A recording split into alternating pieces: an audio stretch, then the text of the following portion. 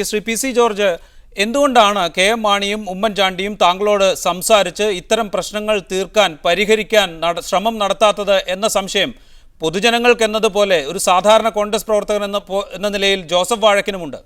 എനിക്ക് നിങ്ങളുടെ ചോദ്യം പിടിയിട്ട് നിങ്ങൾ എന്തൊരു മണ്ടൻ ചോദ്യം ചോദിക്കുന്നേ? മടയത്തരം ചോദിക്കാവോ? ഞാൻ എന്ത് പ്രശ്നം ഉണ്ടാക്കിയെന്ന് എനിക്ക് മനസ്സിലായില്ലെന്നേ. ഈ രാജ്യം നീതി സത്യം ധർമ്മമൊന്നും ഇല്ലേ? അത് പറഞ്ഞ ഉടനെ അങ്ങ് കുഴപ്പമാവുമോ? ഞാൻ വാഴക്കോട് ചോദിക്കട്ടെ, വാഴക്കിന് ഒരു കാര്യം, വാഴക്കാൻ ഏറ്റവും അടുത്ത് സുഹൃത്താ, വാഴക്കിന് അത്ര സ്നേഹം എനിക്ക്.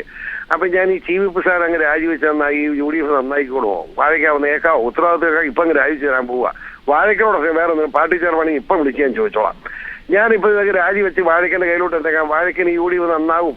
UDF നന്നാവുമെന്ന് മാത്രമല്ല, അടുത്ത പാർലമെന്റ് ഞാനിപ്പോ 20 സീറ്റ് 16 സീറ്റെങ്കിലും ജയിപ്പിക്കുന്ന വാക്ക് തരാമോ? ഇപ്പൊ രാജിവെച്ച് തരാം. തയ്യാറുണ്ടോ? വാഴക്കോടൊന്ന് ചോദിച്ചാൽ വേഗമാട്ടെ. വാഴക്കൻ, താങ്കൾക്ക് മറുപടി പറയാം. അല്ല, പി സി ജോർജ് പിന്നെ നമുക്ക് പാർലമെൻറ്റ് സീറ്റ് എണ്ണം വർദ്ധിപ്പിക്കാൻ വേണ്ടിയാണ് കോൺഗ്രസ് പാർട്ടിയെ ആക്ഷേപിക്കുന്നതെന്ന് പറഞ്ഞാൽ എനിക്കതിനോട് യോജിക്കാൻ കഴിയില്ല. ഞാൻ പറഞ്ഞല്ലോ, ഇഷ്യൂ ബേസ്ഡായിട്ട് ഏതെങ്കിലും കാര്യത്തെക്കുറിച്ച് തെളിവുകളുണ്ടെങ്കിൽ അദ്ദേഹം ഏത് ആരോപണം ആർക്കെതിരെ ഉന്നയിക്കുന്നതിനെ ഞാൻ എതിർക്കില്ല. കാരണം അത് എപ്പോഴും മുന്നണിയും ഒക്കെ നന്നായി പോകണമെന്ന് ഞാനും ആഗ്രഹിക്കുന്നതാണ്. എവിടെയെങ്കിലും തെറ്റുണ്ടെങ്കിൽ അത് തിരുത്തി പോകണമെന്ന്. പക്ഷേ അതിനപ്പുറത്തേക്ക് കടന്നുകൊണ്ട് ഒരു രാഷ്ട്രീയ പാർട്ടിയെ അറ്റാക്ക് ചെയ്യുന്നു. കോൺഗ്രസ് പോലെ കോൺഗ്രസ് പ്രവർത്തകൻ്റെ ആത്മാഭിമാനമുള്ളവർക്ക് ഞാൻ പറഞ്ഞല്ലോ, തിരിച്ച് ഞാൻ നിങ്ങളുടെ പാർട്ടിക്കെതിരെ പറഞ്ഞാൽ കേരള കോൺഗ്രസിനകത്ത് ഇരിക്കുന്നവനൊക്കെ അണ്ടനുമാണ് ഗോഡനുമാണെന്നൊരു വാക്ക് ഞാൻ ഉപയോഗിച്ചാൽ എന്തായിരിക്കും മാണി സാർ ഉൾപ്പെടെയുള്ള ആളുകളെ പ്രതികരണം? എന്തായിരിക്കും? പി സി ജോർജ്, ആ തെളിവുകൾ ഉണ്ടെങ്കിൽ ആരോപണങ്ങൾ ഉന്നയിക്കുന്നതിൽ ജോസഫ് വാഴക്കിന് എതിർപ്പില്ല. അതിനപ്പുറത്ത് പ്രസ്താവനകളിലൂടെ പാർട്ടിയെയും നേതാക്കളെയും അപകീർത്തിപ്പെടുത്താൻ ശ്രമിക്കുന്നു എന്നതിലാണ് ആക്ഷേപം. അത് പറഞ്ഞാൽ മനസ്സിലായില്ലേ? മാനിസാറിനോട് ചോദിക്കട്ടെ. എന്നോട് ചോദിച്ചാൽ മാനിസാർ പാവം ഇതിനകത്ത് കക്ഷിയല്ലോ. എന്റെ പാർട്ടിയെ പറ്റി വാഴക്കാൻ പറഞ്ഞ് ഞാൻ പ്രതിഷേധിക്കുന്ന എനിക്ക് തർക്കം വല്ലതും ഉണ്ടോ? വാഴക്കോട് ഞാനല്ലേ വാഴിക്കണം കൊടുത്തുള്ള പാർട്ടിക്കാരുടെ പ്രതിഷേധത്തിൽ എനിക്ക് തർക്കമില്ലല്ലോ. ഞാൻ KPCC പ്രസിഡന്റ് സത്യസന്ധമായ കാര്യം പറയുകയും പരസ്യമായി അതിന്റെ ഖേദം പ്രകടിപ്പിച്ചോട് കത്ത് കൊടുക്കുകയും ചെയ്ത് കഴിഞ്ഞ് പിന്നെ അത് വിളിച്ച് വലിച്ചു നേടി ഇത്രയും വലിയ ബഹളം ആക്കണോ? എന്താ ഇത്ര വലിയ ബഹളം? 2 വാക്കല്ലേ ഉള്ളൂ. എനിക്ക് അബദ്ധം പറ്റിയതാണെന്നും ഇന്നതാണ് സംഭവം ഒന്നും വളരെ പരസ്യമായി ഒളിച്ചല്ലോ. കത്ത് ബഹുമാനപ്പെട്ട KPCC പ്രസിഡന്റ് കൊടുത്തു കഴിഞ്ഞ് അത് കഴിഞ്ഞല്ലേ ഡീൻ കഴിഞ്ഞ എല്ലാം കൂടി ചാടുകയല്ലേ, എന്നെ തല്ലും കൊള്ളും വെട്ടും അതൊന്നും പറഞ്ഞ് ഞാൻ പേടിക്കുമോ? അങ്ങനെ പേടിപ്പിക്കാവോ? ഒരു രാഷ്ട്രീയ പൊതുപ്രവർത്തകല്ലേ ഞാൻ? എന്നോടൊരു മര്യാദ കാണിക്കണ്ടേ? കഴിഞ്ഞ ഇത്ര കൊല്ലമായി UDF കൊടുത്ത് നിന്ന് പ്രവർത്തിക്കല്ലേ ഞാൻ? അപ്പൊ ഉടനെ ഞാൻ കമ്മ്യൂണിസ്റ്റ് പാർട്ടി ചേരാൻ പോകുന്നത് വരെ വൃത്തികെട്ട വർത്തമാനം കോൺഗ്രസിന്റെ ആളുകൾ പറയാം. ഈ വാഴക്കോട് ഞാൻ ചോദിക്കട്ടെ, വാഴക്കന്റെ പാർട്ടിയിലെ പല മാന്യന്മാരെ എന്നെ പറ്റി പറഞ്ഞ എത്രയോ വൃത്തികെട്ട കമന്റ് ഉണ്ട്. എന്നെ ഭീകരമായിട്ട് ആക്രമിച്ചില്ലേ ബോംബും പുറപടിയായിട്ട്. അതിന് ഒരു പ്രതിയെ പോലും അറസ്റ്റ് ചെയ്യാത്ത തിരുവനന്തപുരത്തെ നടപടിയുണ്ട്. KPCC ജനറൽ സെക്രട്ടറി എന്നോട് സുഹൃത്ത് വാഴക്ക എന്നോട് കാണിച്ച മര്യാദയാണ്. വാഴക്ക എന്തുണ്ട് ഇതിനെപ്പറ്റി അഭിപ്രായം പറയാൻ? അതിനെപ്പറ്റി നിങ്ങളാരും മിണ്ടുന്നില്ലല്ലോ. എന്നെ വഴിനീട്ടത്തല്ലാം, എന്നെ ചീത്ത വിളിക്കാം, എന്റെ തന്തയ്ക്ക് വിളിക്കാം. പി സി ജോർജ് എസ്റ്റേറ്റ് ഉടമകളുടെ ഭാഗമായി ഒരു കത്ത് സർക്കാരിന് നൽകിയിരുന്നു. ആ കത്തിൽ മരിച്ചുപോയ ചിലരുടെ ഒപ്പുണ്ടായിരുന്നു എന്നൊരു ആക്ഷേപം ഉയർന്നതിനെ തുടർന്ന് അതേക്കുറിച്ച് അന്വേഷിക്കണമെന്ന് പറഞ്ഞിരുന്നു. പക്ഷേ അതിൽ വ്യാജമായി ഒപ്പിട്ടതിനെ കുറിച്ച് ഇനിയും അന്വേഷണം നടന്നിട്ടില്ല. അക്കാര്യത്തിൽ ഒരു അന്വേഷണം നടന്നിരുന്നെങ്കിൽ താങ്കൾ കൂടി പ്രതിപട്ടികയിലാവുമായിരുന്നില്ലേ? എന്റെ വായിൽ പോലെ വീഴും കേട്ടോ ചേർക്കാം. വേണ്ട വൃത്തിയുടെ വർത്താനം പറഞ്ഞേക്കാം. എന്നെ അറിഞ്ഞോ വർത്താനം? പുതിയ ചാനൽ തുടങ്ങിയ ഊളത്തരം പറയുക. പി സി ജോർജ് അക്കാര്യത്തിലല്ല, അക്കാര്യത്തിൽ താങ്കൾക്ക് അനുകൂലമായ നിലപാടല്ലേ ആഭ്യന്തര വകുപ്പ് സ്വീകരിച്ചത്? വൃത്തിയുടെ വർത്താനം പറയുന്നു. ഏത് ആഭ്യന്തരം എന്നെ ഉണ്ടാക്കുന്നത്? ഞാൻ കൊടുത്ത കത്തെന്ന് പറഞ്ഞ എന്താ?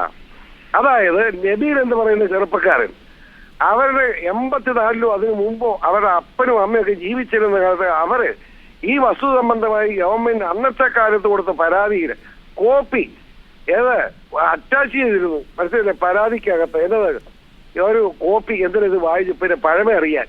പരാതി വേറെ, ഇവരെ ഒപ്പിട്ടത് പരാതി വേറെ. മനസ്സിലായില്ലേ? അറ്റാച്ച് ചെയ്തതാ. അത് എന്റെ ലെറ്റർപാട് വെച്ച് കൊടുത്തു. മനസ്സിലായോ? അതിനകത്ത് എന്നെ 84 85 ഒപ്പിട്ട് പരാതി കൊടുത്തു. ആ പരാതി കാരണന്മാർ മരിച്ചുപോയി. മരിച്ചോടെ പരാതി അന്നേ ഈ പരാതിയുടെ മഹത്വം അറിയാൻ വേണ്ടി പഴയത് അത് എൻക്ലോഷർ എന്ന് ചേർത്ത് കൊടുത്തിരുന്നു. എൻക്ലോഷർ ഒന്നും ഇല്ലെന്ന് ഇതൊക്കെ നിങ്ങൾ കൊച്ചിങ്ങൾ തുടങ്ങിയാലേ ഉള്ളൂ. ആ റിപ്പോർട്ടോട് അവർ പറയും എൻക്ലോഷർ അതിലുണ്ട്. അവര് മരിച്ചുപോയി മക്കളുടെ പേര് വസ്തു വന്നിരിക്കുക. അതിനെ എന്നെ മൂക്കിലിടാറുണ്ടോ? വർത്താനം പറയുന്നു. നിങ്ങളെപ്പോലുള്ള ചാനലൊന്നും ഇങ്ങനെ നാണം കെട്ട പരിപാടിക്ക് പറഞ്ഞു നടക്കരുത്. പി സി ജോർജ്, താങ്കളെ പ്രകോപിപ്പിക്കുകയായിരുന്നില്ല ഉദ്ദേശം. ആഭ്യന്തര വകുപ്പ് താങ്കൾക്ക് അനുകൂലമായൊരു നിലപാട് അക്കാര്യത്തിൽ എടുത്തിരുന്നു എന്ന് വ്യക്തമാകണം. അതിനുവേണ്ടി മാത്രമാണ് അക്കാര്യം ചോദിച്ചത്. ശ്രീ ആർ അജിത് കുമാറിലേക്ക് ഒരിക്കൽ കൂടി. ശ്രീ ആർ അജിത് കുമാർ, ഇപ്പോൾ ഉണ്ടായിരിക്കുന്ന പ്രശ്നം, ഇപ്പോൾ കോൺഗ്രസ് സ്വീകരിച്ചിരിക്കുന്ന, KPCC പ്രസിഡന്റ് സ്വീകരിച്ചിരിക്കുന്ന വളരെ ശക്തമെന്ന് തോന്നുന്ന ഒരു നിലപാട്, ഈ നിലപാട് കൊണ്ട് പരിഹരിക്കപ്പെടാവുന്ന പ്രശ്നങ്ങളാണോ ഇപ്പോൾ നിലനിൽക്കുന്നത്? ഈ കോൺഗ്രസ്സിലെ ഇതിൻ്റെ പ്രശ്നങ്ങൾ UDF ഇപ്പോൾ ഗ്രസിച്ചിരിക്കുന്ന ജനങ്ങളുടെ മുമ്പിൽ UDF പ്രതിച്ഛായ തകർന്നിരിക്കുന്നു. ആ തകർന്നതാണ് ഏറ്റവും പ്രധാനപ്പെട്ട പ്രശ്നം. അത് പരിഹരിക്കുന്നതിനുള്ള നടപടികൾ UDF ഉണ്ടാകുന്നില്ല. ആ UDF ഇതൊക്കെ അതിൻ്റെ ഉള്ളിൽ നമുക്ക് ഉള്ളിൽ ഒരു ഇൻഫെക്ഷൻ ഉണ്ടെങ്കിൽ, അല്ലെങ്കിൽ അത് പല രൂപത്തിൽ പുറത്തേക്ക് വരും, തലവേദനയായി വരും, അല്ലെങ്കിൽ മറ്റസുഖമായി വരും എന്ന് പറഞ്ഞതുപോലെ ഏറ്റവും പ്രധാനപ്പെട്ട പ്രശ്നം UDF ഇപ്പോഴത്തെ പ്രതിസന്ധിയാണ്. ആ പ്രതിസന്ധി സോളാർ വിഷയവും അതിനുശേഷമുള്ള ഈ സ്വർണ്ണക്കള്ളക്കടത്ത്, അതുപോലെയുള്ള വൃത്തികേടുകൾ, അഴിമതികൾ, ഇവയ്ക്കൊക്കെ UDF പല നേതാക്കന്മാരും അവരുമായി ബന്ധപ്പെട്ടവരും പങ്കാളികളാകുന്നു എന്നുള്ളതാണ് പ്രധാനപ്പെട്ട വിഷയം. ജനങ്ങളോട് സംസാരിച്ച് നോക്കൂ. ഇപ്പോൾ അഭിപ്രായ സർവേകൾ വരുന്നത് അതല്ലേ. ആ ജനങ്ങൾ, പൊതുസമൂഹം, അത് പ്രതിപക്ഷമോ മാർക്സിസ്റ്റ് പാർട്ടിയോ അല്ല, UDF അനുകൂലിക്കുന്ന ഒരു വലിയ ജനവിഭാഗം, UDF അനുകൂലിക്കുന്ന സാധാരണക്കാർ, ഇവിടെ ഇതുപോലുള്ള വൃത്തികേടുകൾ നടക്കുന്നു, അത് UDF നേതാക്കന്മാർക്ക് പങ്കുണ്ട്, അത് പാടില്ല എന്ന് ചിന്തിക്കുന്നവരാണ്. അതുകൊണ്ട് അത് പരിഹരിക്കുന്നതിന് ഒരു നടപടി ഉണ്ടായിട്ടില്ല. സോണിയാഗാന്ധി വന്നിട്ടുണ്ടായി, കോൺഗ്രസിൽ നേതാക്കന്മാരിരുന്ന് ചർച്ച ചെയ്താൽ പരിഹരിക്കാൻ കഴിയുമെന്ന് എല്ലാവരും പറഞ്ഞിട്ട് എന്ത് നടക്കുന്നില്ല? ഒന്നും നടക്കുന്നില്ല. അതിൻ്റെ അർത്ഥം എന്താ? അങ്ങനെ ചർച്ച ചെയ്താൽ പരിഹരിക്കാവുന്നതല്ല. ഇതൊരു രാസപ്രക്രിയയിലൂടെ മാത്രമേ അത് പരിഹാരം ഉണ്ടാകൂ. ആ തരത്തിൽ അല്ലാതെ കോസ്മെറ്റിക് കറക്ഷൻസ് കൊണ്ട് ഇതിനൊരു പരിഹാരം UDF ഉണ്ടാകാൻ പറ്റില്ല. അതാണ് ഏറ്റവും പ്രധാനപ്പെട്ട പ്രശ്നം. അതിന് രമേശ് ചെന്നിത്തലയുടെ മന്ത്രിസ്ഥാനം, ഗണേഷ് കുമാറിൻ്റെ മന്ത്രിസ്ഥാനം, രണ്ട് ഗ്രൂപ്പുകൾ തമ്മിലുള്ള പോര് എന്നൊക്കെ പറഞ്ഞ് അതിനെ ലാഘവൽക്കരിച്ചാൽ ജനങ്ങളുടെ മുമ്പിൽ UDF ആ ലാഘവൽക്കരണം പോവില്ല. റൈറ്റ് അജിത് കുമാർ. ജോസഫ് വഴക്കൻ ഇപ്പോൾ ഇവിടെ സൂചിപ്പിച്ചതുപോലെ ഇതൊരു വ്യക്തിപരമായ ആരോപണ പ്രത്യാരോപണങ്ങളുടെ മാത്രം വിഷയമാണോ, അതോ ഈ PC ജോർജിൻ്റെ ആരോപണങ്ങൾക്ക് പിന്നിലുള്ള രാഷ്ട്രീയ പ്രശ്നങ്ങൾ പരിഹരിച്ചുകൊണ്ട് മാത്രമല്ലേ ഈ വിഷയങ്ങൾ പരിഹരിക്കാൻ കഴിയുള്ളൂ? താങ്കൾ എങ്ങനെയാണ് ഇതിനെ വിലയിരുത്തുന്നത്? പല പ്രശ്നങ്ങളും ഉണ്ടാകാം. മുന്നണിക്കകത്ത് ഓരോ കക്ഷികളുടെ മോഹങ്ങൾ, അവരുടെ താല്പര്യങ്ങൾ, അതിനു വേണ്ടിയിട്ടുള്ള സമ്മർദ്ദതന്ത്രങ്ങൾ, ഇതൊക്കെ ഉണ്ടാവാം. പക്ഷെ കോൺഗ്രസിനെ സംബന്ധിച്ച് എനിക്കൊരു കാര്യം പറയാം. കോൺഗ്രസിനകത്ത് പ്രശ്നങ്ങളുണ്ട്, പക്ഷേ ഹൈക്കമാൻഡ് അതിന്മേലൊരു തീരുമാനം എടുത്തിട്ടുണ്ട്. ആ തീരുമാനം എല്ലാവർക്കും ബൈൻഡിങ്ങാണ്. എല്ലാവരും അതനുസരിച്ച് തന്നെയാണ് മുന്നോട്ട് നീങ്ങുന്നത്. അതല്ലാതെ പക്ഷേ മുന്നണിയെ ഗ്രസിച്ചിരിക്കുന്ന പല പ്രശ്നങ്ങളെ സംബന്ധിച്ചിടത്തോളം ശക്തമായ തീരുമാനമെടുത്തുകൊണ്ട് മുന്നണി നേതൃത്വം പോകേണ്ടിയിരിക്കുന്നു. എങ്കിൽ മാത്രമേ ഇതിനകത്ത് പരിഹാരമുണ്ടാകുന്നുള്ളൂ. PC ജോർജിനെ സംബന്ധിച്ച് ഞാൻ പറഞ്ഞല്ലോ, PC ജോർജിന് തെളിവുകളുള്ള ഏത് ആരോപണം ആർക്കെതിരെ ഉന്നയിക്കുന്നതിന് ഞാൻ എതിരല്ല. കാരണം രാഷ്ട്രീയം സംശുദ്ധമായിരിക്കണമെന്ന് വിശ്വസിക്കുന്ന ആളാണ് ഞാൻ.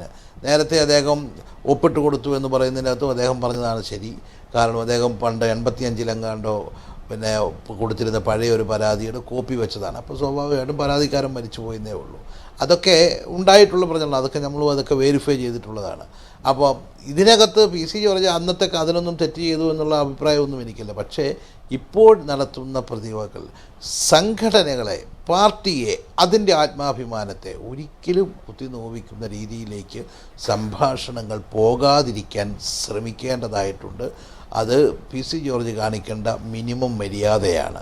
അത് പലപ്പോഴും ഞാൻ PC ജോർജിനോട് വ്യക്തിപരമായും തന്നെ സംസാരിച്ചിട്ടുണ്ട്. പാർട്ടിയെ ആക്ഷേപിക്കുന്ന രീതിയിലേക്ക് സംസാരം പോകാൻ പാടില്ല എന്ന്. അതുമാത്രമേ ഇക്കാര്യത്തിൽ എനിക്ക് പറയാനുള്ളൂ. തീർച്ചയായും ജോസഫ് വാഴക്കൻ, ആർ അജിത് കുമാർ, ഒപ്പം PC ജോർജ് ഈ ചർച്ചയിൽ പങ്കെടുത്തതിന് നിലപാടുകൾ